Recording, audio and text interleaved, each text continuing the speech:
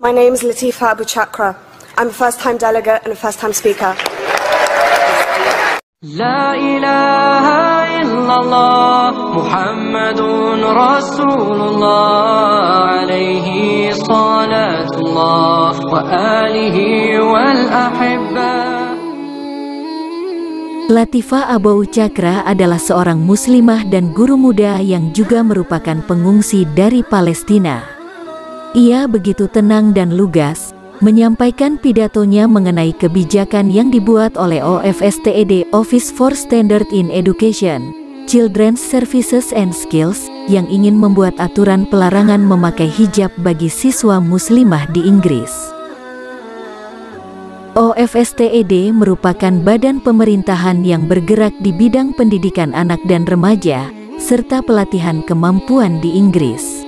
Syukurnya, apa yang dilakukan Latifa mendapat dukungan dari para pendengar pidatonya.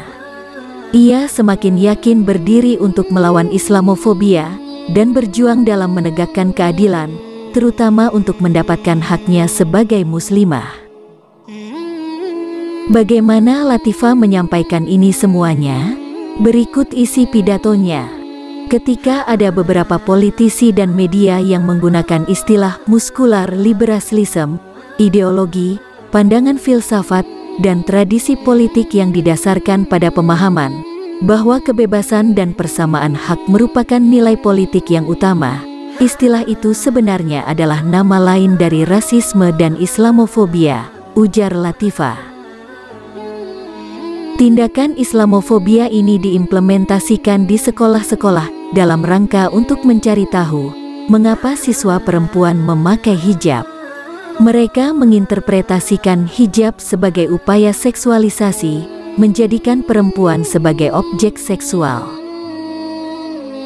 Sungguh memalukan, OFSTED yang telah mendiskriminasi anak-anak perempuan yang telah memilih menggunakan pakaian religius. OFSTED tidak membuat ketentuan khusus untuk agama, selain Islam, dan atribut untuk selain umat Islam. Sikap terhadap umat Islam ini memiliki dampak lainnya. Hal ini memberikan sinyal bagi publik Inggris dan kelompok anti-Islam seperti EDL, BMP, dan kelompok fasis serta rasis lainnya, bahwasanya perempuan ditindas dalam ajaran Islam dan haknya diabaikan laki-laki karena mereka dipaksa untuk memakai pakaian tersebut. Dan sudah menjadi tugas pemerintah Inggris untuk membebaskan wanita muslimah dari penindasan. Kami, muslimah, menolak bentuk pemikiran imperialis yang berlagak heroik ini. Saya berdiri di sini, mengatakan pada semua orang yang menjalankan keyakinannya secara terbuka, bahwa kami, muslimah, tidak ditindas oleh keyakinan agama kami. Penganut Islam tidaklah seragam semuanya. Al-Quran mengatakan dengan indah bahwasanya tidak ada paksaan dalam agama. Keyakinan saya ini memberikan hak pada saya, jauh 1400 tahun sebelum deklarasi pernyataan umum tentang HAM di PBB. Untuk semua peserta konferensi, ada fakta unik yang ingin saya bagikan, yakni bahwasanya ayah saya tidak mau saya berhijab, tapi saya yang memutuskan berhijab, sebab itulah keyakinan saya. Keyakinan-keyakinan mempunyai hak bagi pemeluknya untuk memakai atributnya masing-masing. Umat Sikh memakai turban, umat Yahudi memakai kippah, atau umat Kristen memakai salib. Menjalankan kebebasan ekspresi melalui hijab ini mendorong saya dan muslimah lain seperti saya, agar kalian mengetahui bahwasanya kami bisa membuat keputusan untuk diri kami sendiri. Melalui hijab, wanita seperti saya dimotivasi untuk melawan pemikiran masyarakat mengenai seksualisasi yang saat ini banyak terjadi dan menghasilkan banyak kekhawatiran. Saya berbicara mewakili diri saya sendiri dan orang lain yang bernasib sama.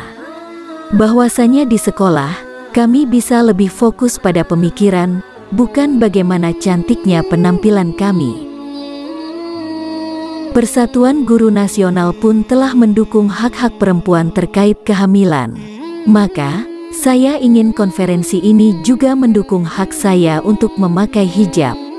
Bagaimana saya menjalankan agama, berhijab, bisa terlihat dengan mudah, dan ini menjadikan saya sebagai target kejahatan kebencian.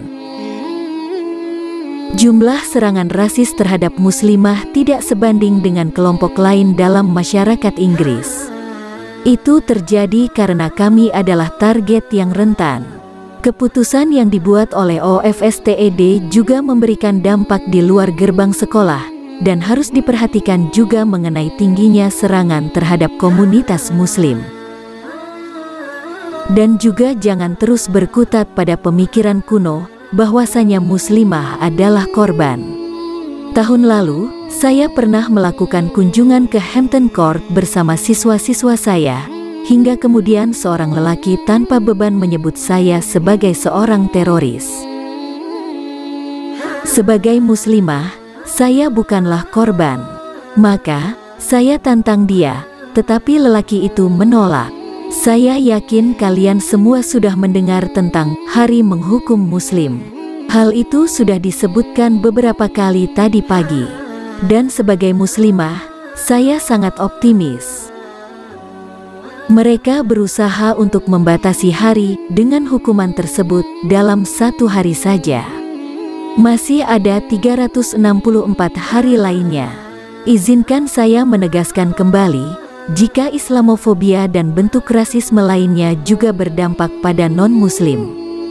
Jika kita tidak melawannya bersama-sama, maka bisa jadi masyarakat kita berubah sebagaimana yang terjadi di Prancis. Di sana, wanita dipaksa oleh hukum untuk memilih antara keyakinan atau pendidikan mereka. Memilih antara keyakinan atau hak untuk bekerja di sektor publik. Memilih antara keyakinan mereka atau hak untuk menikmati liburan di pinggir pantai bersama keluarga. Saya ingin mengakhiri ini dengan mengatakan bahwasanya saya datang ke negara ini, Inggris, sebagai pengungsi berusia 8 tahun. Kami adalah rakyat Palestina yang dipaksa untuk meninggalkan tanah air kami pada tahun 1948 silam. Kami tinggal di kamp pengungsian yang kumuh, seperti yang ada di Calais, Prancis, selama 60 tahun. Di sini saya mendapatkan dukungan yang saya butuhkan untuk kuliah di jurusan hukum, dan saya telah mendapatkan kewarganegaraan sekunder. Saya juga telah menjadi pengajar PSHE, pendidikan personal, sosial, dan kesehatan, dan mewakili sekolah. Melukai satu orang, sama saja dengan melukai semua. Secara keseluruhan, saya ingin berterima kasih pada perkumpulan ini, atas pembelaannya terhadap mereka yang tertindas.